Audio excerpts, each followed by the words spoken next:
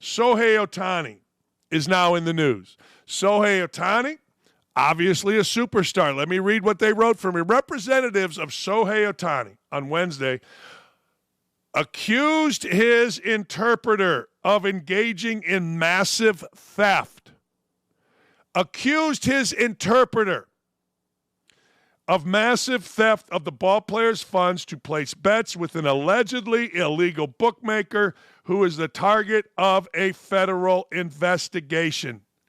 His interpreter has now been fired. There's a legendary scene at the NFL Rookie Symposium where Chris Carter, noted wide receiver, media member, gets up in front of the rookies and says, you got to have a fall guy.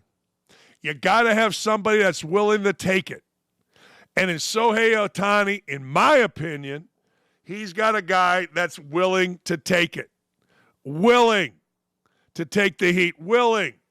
Now, it's alleged that the interpreter lost $4.5 million, and Shohei Ohtani paid that off. It's alleged that the interpreter did not bet on baseball. The interpreter said, that's a rule that I knew. Did not know that whom he bet with wasn't legal.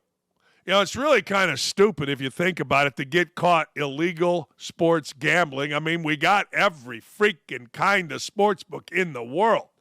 DraftKings and FanDuel and MGM and Hard Rock, you name it, we got it. And if you're still dealing with an illegal bookmaker, it means one of two things. One, you're stupid, or one, you're really good. Or two, you're really good. Because I have a friend who's really good. He's won money off of these people to the tune of $1 million a year. And guess what? He ain't allowed back on no more. So he's got to go to a bookie. All right. In a statement, the West Hollywood law firm Burke Beckler said, in the course of responding to recent media inquiries, we discovered that Shohei has been the victim of a massive theft, and we are turning the matter over to the authorities. Mizuhara is the guy. Mizuhara placed bets. Mizuhara requested anonymity. One of the sources said that Mizuhara was not truthful when asked about the Times inquiry. He was still interpreting. He's been fired. All right, but here's the deal. I don't know about you, but I look at things like this. If you're going to lie in one area, you're probably going to lie in another area. And guess what? Shohei Ohtani, his interpreter being fired is interesting to me. Let me just go through this just a little bit. Ipi Mizuraha is a longtime friend and interpreter for Ohtani. He got gambling debts with a Southern California bookmaker. All right? Here's the problem. Ohtani paid him off. And this guy, Boyer, who he bet with, listen to this, dealt directly with Mazin, who placed bets on international soccer matches and other sports, but not baseball, they say, starting in 2021. Boyer was aware of the name in a wire transfer, but chose not to ask any questions as long as the payments came in. However, Boyer allowed Ohtani to be perceived as a client. Now, everybody's backing it up. I mean, everybody's sitting there going, hey, man, Ohtani is not involved. All right, really? You believe that? I mean, do you really believe that $4.5 million was taken out of Ohtani's account, paid off these debts with a Southern California bookmaker, and Ohtani just simply did it? No, he just did it. He didn't worry about it. He just did it. Okay, that's what we're doing. So this guy, Matthew Boyer, who was running the bookmaking scheme, just took the money. It came from Ohtani. Now, guess what? I don't buy this for a second. I think we got a little Pete Rose situation here, and the guy on the right is the fall guy. You're telling me that, hey, man, you're my good friend. Hey, man, you know what? I need your help. I lost $4.5 million. You're going to pay it? It came from his account. Now Ohtani's saying, well, I didn't pay it. I didn't know it was coming from my account. Really? I mean, look, I'm not a big money guy like Ohtani, but I make enough that I want to keep track of it. I mean, I do. I want to keep track, and when this phone goes off from Fifth Third Bank, I know something's going down. I don't know. So this guy Boyer is going to face felony charges. His home was raided, but I'm curious. This is a big scandal. It really is. So the Mizrahi guy, the interpreter you see right there, said, I'm terrible at gambling, never going to do it again, never won any money. I mean, I dug myself a hole. It kept getting bigger, and it meant I had to bet bigger to get out of it, kept losing. It's like a snowball effect. So after, allegedly, Ohtani agreed to pay the debts, Mizrahi said Ohtani logged onto his own computer and sent the wire transfers under Mizrahi's supervision in installments over 7 months. They added loan to the description field in the transaction. Well, no shit. Yeah, no kidding. It's like if you have a gambling debt and you pay it on Venmo, you put golf. I mean, what? Oh, we had to add a description for the wire. I think Boyer might have told me just put loan. You had to put something. Ask why Ohtani simply didn't give him the money. Mizrahi said he didn't want me to gamble it away. Ms. Hurrah told Ohtani he would pay him back. Yeah. Now, Ohtani's people are saying it was massive theft. Really? Oh, okay. All right. Now, Mizrahi walked back on it.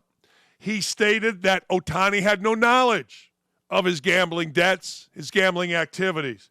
Obviously, this is my fault. I'm ready to face the consequence. Yeah, you are. Sure you are. Because you figured it out, big boy.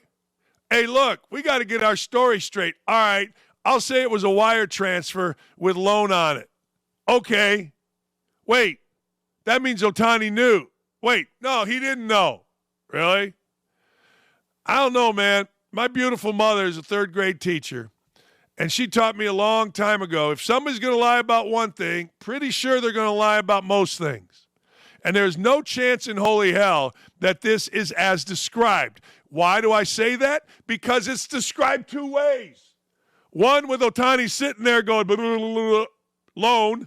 The other with, and I'm quoting here, he had no knowledge. He had no knowledge. Really? All right. I don't get it, man. Here's the deal. Ohtani had no knowledge of his gambling activities, debts, or efforts to repay them. That's one.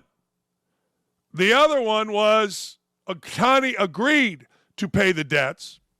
Ohtani logged in to his computer. Ohtani sent wire transfers under the guy on the right, Mizrahi, supervision in installments over 7 months. They added loan. Well, let me ask you a question. Which is true? Which is true? And all you got to do is look, were they over several installments?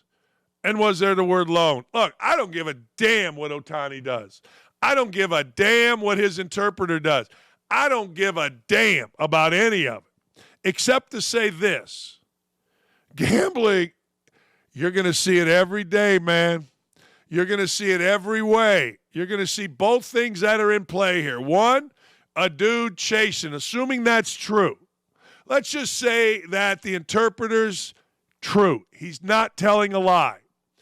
I'm chasing. It's a snowball. That's a fact, Jack. In fact, there are ads. Hey, look, don't chase. All right? That's a fact. Second thing is, in gambling, man, oh, man, got people going broke, and man, oh, man, are we going to see it every day. We're going to see every day something in sports is hindered, tampered with, or influenced by gambling at the level of the player. And again, there's a big sign in every clubhouse in Major League Baseball, every NBA locker room, every NFL locker room, don't bet on it. And it tells you what you face. Isaiah Rodgers for the Colts was stupid. He got kicked out of the league. Not going to kick Ohtani out. You know, that whole thing about saving face. Ohtani will save face. It doesn't really matter. Who cares? Even if he bet on baseball, I really don't care. I know this is what's happening. Like, you can say it's not, you can act like it's not, but I live in the real world. There's a Hall of Fame player. Friend of mine was a coach. We walked up to him at the batting cage. What's on your betting slip? He pulled out a betting slip from his back pocket. Don't even try to tell me this isn't true. Don't even try to tell me this isn't accurate. Don't even try to tell me that we didn't see this with Phil Mickelson and others. We didn't see this with Pancake Smith at Arizona State. I've told you this before. When gambling was even illegal, we saw it at Northwestern. One of my assistant coaches was an assistant at Northwestern. This is in the 90s. Basketball. They had a fixing scandal, kid from Indy and a kid from Louisville. When they went back and looked, it was like blue chips. Oh, yeah, this is prevalent. This is going to be, all right, if not every day, every week. And don't think it's not. And if you think, now I'm become my wife, if you think that players, coaches aren't doing it, aren't influenced by it, you're insane. Now, if I'm Ohtani, what the hell? $4.5 million, yeah, you can pay that back. Sure, but this is before he signed a big deal. I don't know. If I'm Ohtani, not sure I want to, swim in these waters, because these waters are the only way Ohtani goes down. Only way he's not considered a hero. Only way he doesn't elevate himself if he does anything in the postseason to among the world's most famous athletes. But this gambling thing, could bring him down. Probably will. And he ain't the only one. Hell, we got one going on at Temple right now. Anyway, Mike Francesa, remember him? Remember Mike Francesa? Mike Francesa somehow popped up on our TV screens in the 80s, 90s at the NCAA tournament. He's the godfather of talk radio. He's mad at Danny Hurley. He's mad at Danny Hurley because Danny Hurley has an advantage of having his father on the sideline. And I started thinking about it. I started thinking, interesting. Guy's a Hall of Fame high school coach. Guy knows players. Guy's not afraid to have an opinion. Is what Mike Francesa is saying true? Let's hear from Francesa. But one thing I will be honest about. I have great respect for Coach Hurley, meaning the patriarch. He should not be allowed to sit there. First of all, it's like having another coach there. He shouldn't be allowed to sit there. He should be made to sit back 4 or 5 rows behind the UConn bench so that he doesn't, because first of all, he's working over the officials. Secondly, the bottom line is he could coach where he is. The guy's a legendary coach. I would think they wouldn't allow him to sit there. And I think Patino was ticked that he sat there. He even made note of it, mentioned of it a couple of times. But I got to be honest, I don't think that makes sense either. That seems to be a little bit of an unfair advantage. You know, if your dad was a Hall of Fame coach, you know, on the Super Bowl, he's not allowed to be wearing a headset next to you if you're coaching the game. Unless he has an official role and you've hired him with the team. So, to me, he should be, you know, he might want to sit close. I have no problem with that. If he wants to sit courtside, let him go sit across the court. Or sit underneath the basket. But he shouldn't be, like, right adjacent to the head coach. That seems like a little bit of an unfair thing. Just something to look into.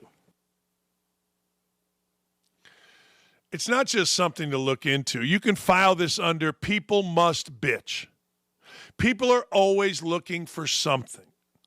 And Mike Francesa, let me explain this to you. If I'm in an arena and I control those seats, I'm putting whoever the hell I want to put in those seats, period. Period. That's it. Now, If I don't control those seats, fine. But if I want to put my mom, my dad, my brother, my sister, my high school coach, if I want to put Jim Calhoun, I don't give a damn. I'm putting whoever the hell I want in those seats. And if a media guy has a problem, God bless you. Good for you, man. As I always say, you got a problem? Go stand over there. That's good. Hey, no. You got a problem. You're mad. You're angry. No problem. That's fine. Or I'll go stand over there.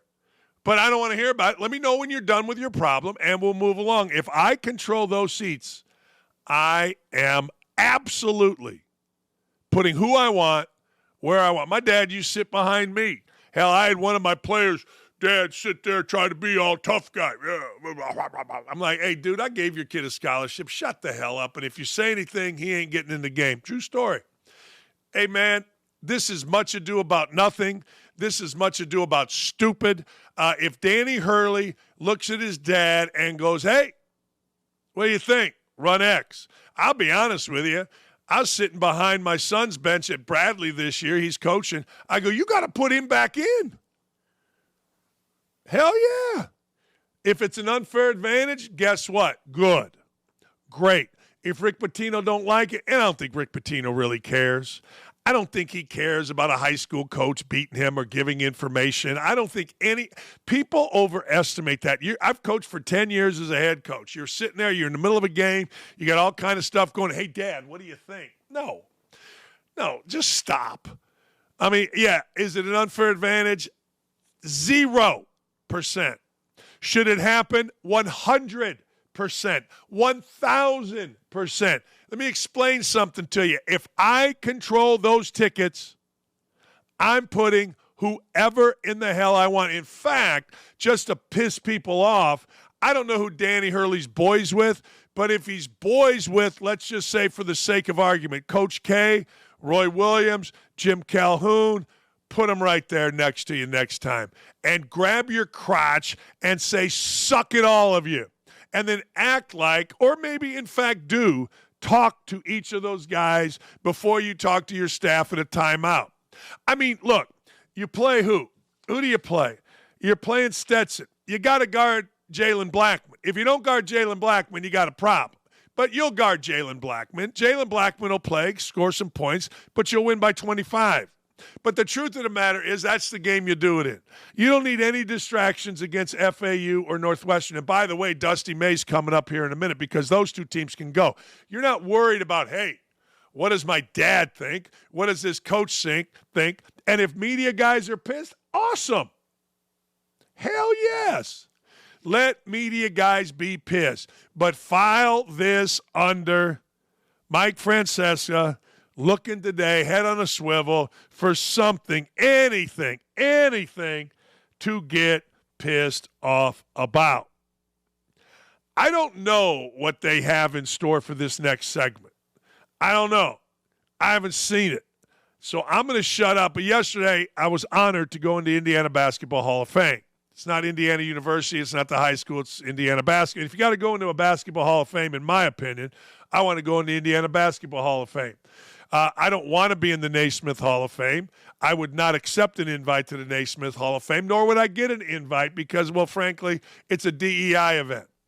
Indiana basketball celebrates basketball like nobody else, and I'm honored to be an incredibly minute part of it. And last night was wonderful. Yesterday afternoon was wonderful. Dylan came over, and he ended up, you know what, having a being great to me. That's Jerry Pearson, former coach of Miami. That's the ugliest picture in the history of the world.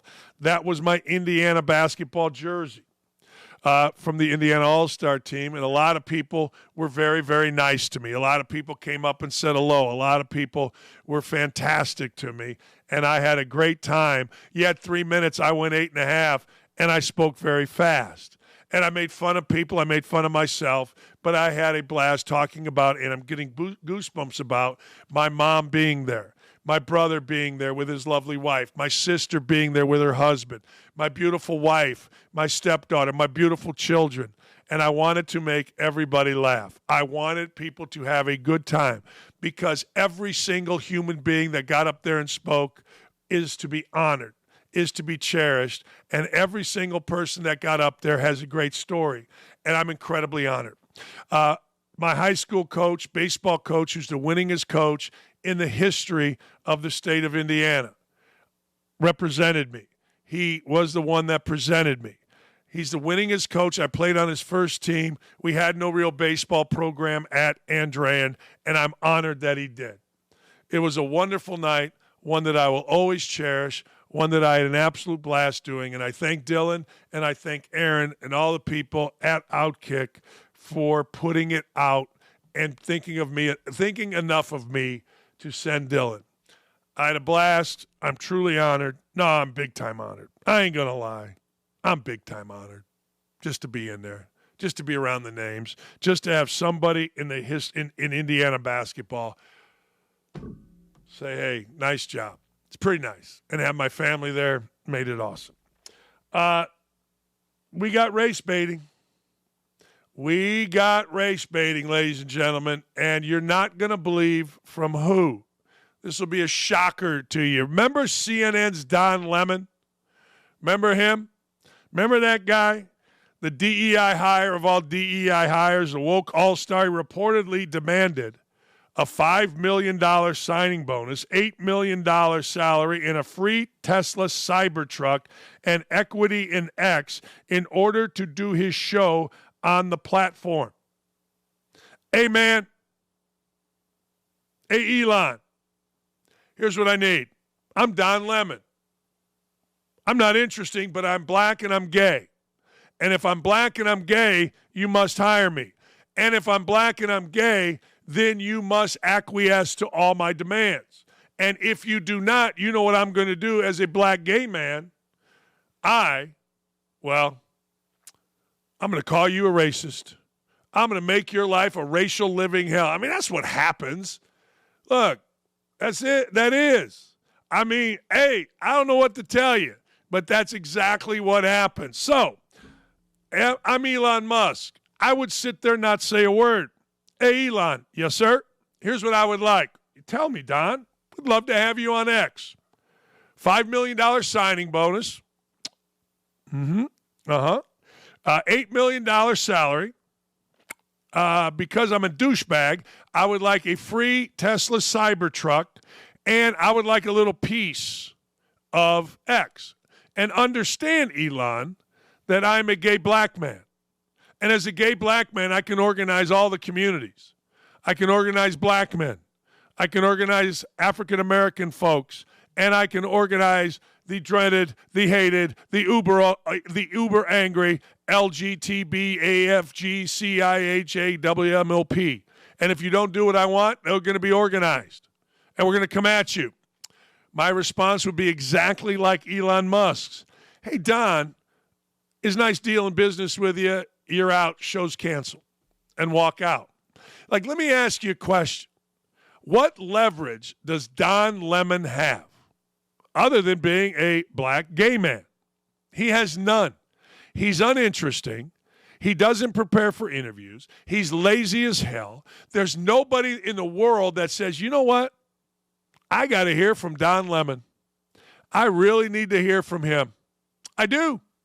Boy, I can't make up my mind until I hear what old Lemon's thinking. Not one human being alive does that. They don't. Now, Tucker Carlson, Dan Dakich, 1,000%. Hey, look, something's going on. I got to see what Dakich thinks. NCAA tournaments today. I got to see what Dakich thinks. I get it. Biden fell down again. I got to see what Carlson thinks. Economy's in the toilet again. Gas prices going up another 20, 30 cents this week. I got to see what Carlson says. But absolutely, 1,000%, there is not a human being outside of Lemon's lover that says, hey, I got to see what Don thinks. They didn't at CNN. In fact, Lemon, is the poster child for CNN, quoting Clay Travis, going woke and going broke.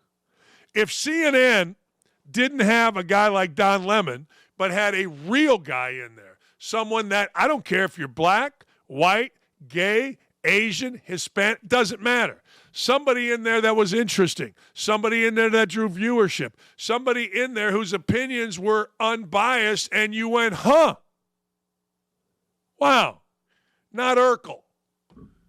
Then maybe Lemon wouldn't have got shit canned at the only network that would hire him. Maybe, just maybe, even if he got shit canned at the only network that would hire him, he would get a show on X. Hell, he'd get a show on OutKick if he wasn't such a bag. Don Lemon's made a lot of money. Lot of money. And maybe, just maybe, Don Lemon said, you know what? I don't need the money, but I'm going to do this. I'm going to take a big swing. If I'm going to do a show, they're going to pay me. If they don't want to pay me, I ain't doing a show. It cuts both ways. Tennis star, this is interesting. College tennis star, Renee Brantmeyer, this is very interesting to me, files a lawsuit against the NCAA, which automatically means she'll win. But the lawsuit is over the NCAA rule restricting players from getting prize money. Now listen to this. NCAA rules stipulate that top college football players and other sort of athletes can collect lucrative payments in exchange for their autograph, their image appearing in an advertisement, and more under the current NIL policies. However, some athletes participate in individual sports where prize money is attached to a given tournament or event. Currently, college tennis players who are awarded money for winning an event are strictly prohibited from collecting their winnings. This also applies to swimmers, gymnasts, and others. While these tens of millions of dollars have been paid to student athletes under the guise of acquiring rights to utilize their NIL, the vast majority of money is in reality pay for play. We've talked about this. Pay for play compensation to student athletes that has little or no relation to their actual market value for the supposed NIL services that the student athlete must provide in exchange for that compensation. What she's saying is this: the NIL money people are getting to the seventh string quarterback or Anthony Leal, in no way reflects their market value. It's just simply, we're paying you to be on Indiana basketball or North Carolina softball or whatever it is team. It's ridiculous to watch basketball and football players earning hundreds of thousands of dollars. That's okay under name, image, and likeness. And then see us work just as hard and say we can't earn money directly from our sport. Boy, that is true. And I thought about this going way back. My nephew was a tennis player, pretty good. Now, I don't know if he could never get into a pro tournament, but I often thought, people think it's only what you see on TV. No, there's all kind of satellite tournaments around. There's all kind of different events where you can make money. It's just like golf. Like golfers can go to tournaments, they can go to satellite tour. Hell, the kid that was the amateur last year, I don't know how much money he would have made in the Masters. Sam Bennett, I think was his name. Oh, no, they're going to win this lawsuit. Well, I hope they win this lawsuit. Look, let's just do whatever it is. I got an idea. Pay everybody everything and gamble your brains out. I mean, what the hell? Pay all these athletes whatever they want. I mean, they're 18 to 23-year-olds. We got to give them whatever they want. That's what we do in our society. And gamble your face off. Fix games. Do whatever you want. I literally don't care. But just tell me ahead of time if you're fixing games, because I want to know. I'm being a bit facetious about that, but that's what everybody wants. 18 to 23-year-old in college wants it. We got to acquiesce, man. Gambling, if you don't think it's going on your college campus, you're out of your mind. I tell you this, Indiana basketball looked like they were fixing. They did. You can get mad, glad, angry, or sad. But I watch Indiana basketball. As soon as it went south, boy, they just said, look, what's the spread? Oh, we'll cover it for the other team. Just do it all.